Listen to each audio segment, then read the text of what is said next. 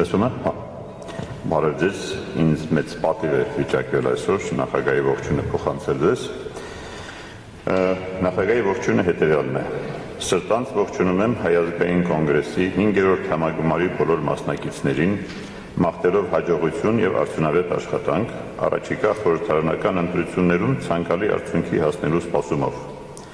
Ես հիանում եմ ձեր ակտիվությամբ, գրագետ եւ համարձակ հրապարակումներով ու վերլուծություններով, Facebook-յան փայլուն գրառումներով։ Գնահատում եմ նաեւ դաշինքներ ձևավորելու ուղղությամբ ձեր թափած ջանքերը։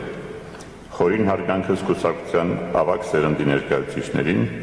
ջերմ ողջույններս կրտսեր սերնդի եռանդուն ու քաջասիրտ կոնգրեսականներին։ Իմ նախազգացումով առաջիկա ընտրություններում ընդդիմության հաղթանակի պարագայում մեր երկրում հիրավի տեղի է ունենալու կապիտալ վերանորոգում։ Լևոն Տեր-Պետրոսյան։